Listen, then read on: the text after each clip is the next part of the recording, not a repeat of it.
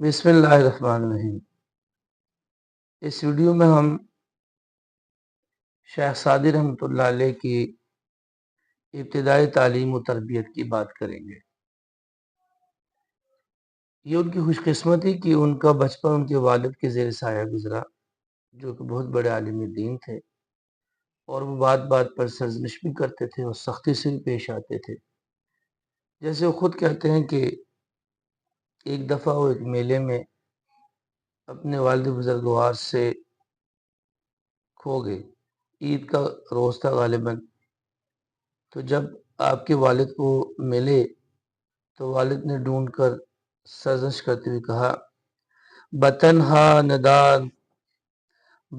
نداند شدن طفل خرد کی مشکل توان راہ نادید برد، یعنی چھوٹا بچہ رہنما کے بغیر بھٹک جاتا ہے، بھول جاتا ہے۔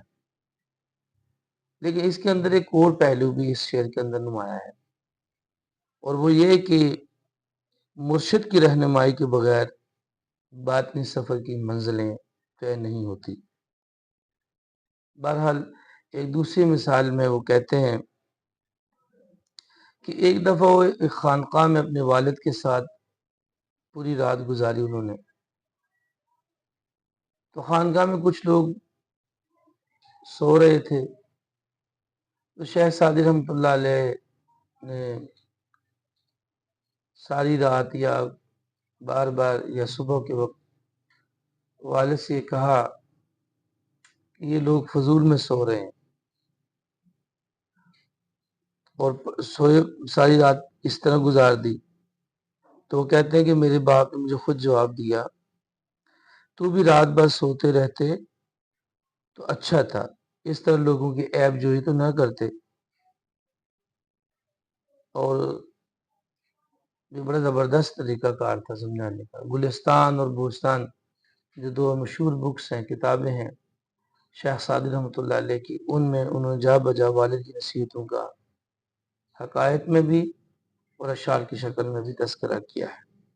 لیکن ان کے والد صاحب کا سائن پر زیادہ دیر تک نہ رہ سکا، اور پھر آپ اپنی والدہ کی زیر تربیت آئے۔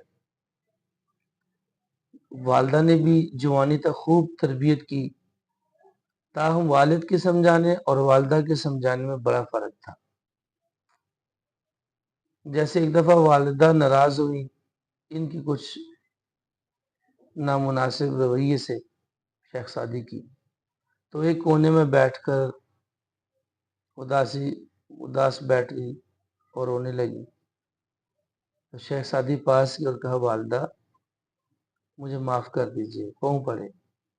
اس پر آپ کی والدہ نے فرمایا، کیا تم بچپن بھول گئے ہو جو اتنی سختی سے میرے ساتھ پیش آ گئے؟ اوورآل آپ کے والدین نے آپ کی تربیت پر بہت بڑا کردار ادا کیا ہے، اور شیخ سعدی خود کہتے ہیں کہ میں نے ماں کے قدموں میں گر کر معافی مانگی، اور زندگی بھر اس غلطی کا بڑا افسوس بھی رہا۔ یہ ان کی معلمانہ اور یہ ان کی تربیت کا اثر تھا کہ والدین کے ساتھ نامناسب رویے پر پوری زندگی اداس بھی رہے۔